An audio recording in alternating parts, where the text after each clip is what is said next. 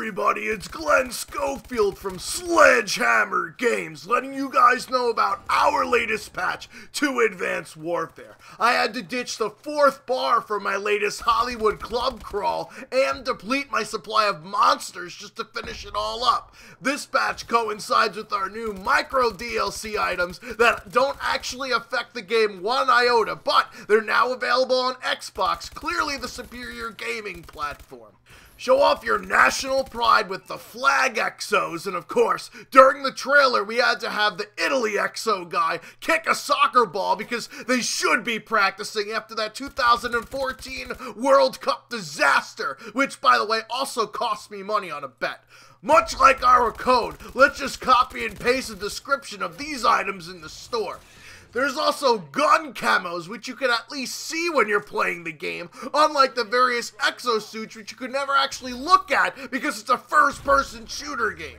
These personalization packs are available for a small fee, and of course, they're not included with the season pass. Why would we pass up the opportunity to milk more money out of you idiots? Speaking of season passes, we finally figured out why the minutia of people that actually bought the season pass couldn't unlock the AE4 assault rifle. But now after you actually get it, you'll wish we'd never fixed this bug because the gun is about as harmful as using a space heater to kill your opponents with its laser. At least when it was unknown, you could still justify your purchase.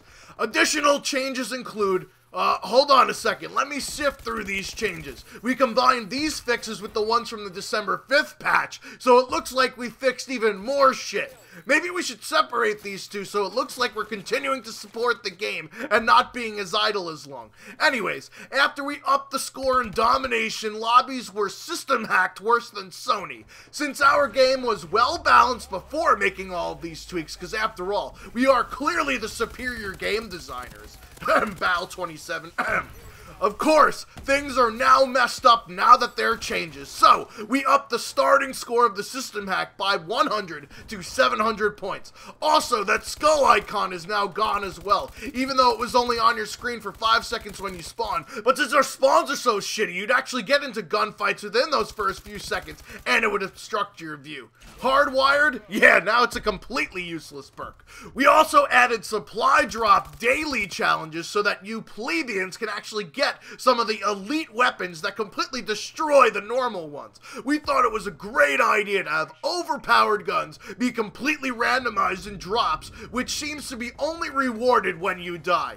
Alas, some people were not impressed like Michaela, so we wanted to increase the amount of completely meaningless loot you earn in order to customize your character that you never see when you're actually playing the game. Speaking of challenges, we also increased the amount of time between kills in order to get those multi-kill medals. Now you don't need to get 6 kills with 4 bullets in order to get a super kill medal.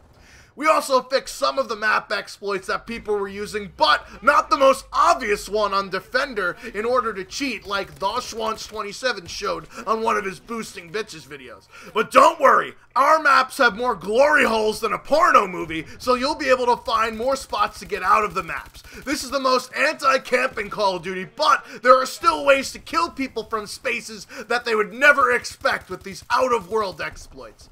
The other big thing that people will be excited about is matchmaking and connectivity improvements, as we put it in the patch. We can't actually divulge that skill-based matchmaking was in the public lobbies. We're just gonna remove it but shroud it in secrecy, kinda like our sales figures. Wait, what? Somebody made a graph of the sales for Call of Duty games in the first month since Call of Duty 4? And we're worse than MW2?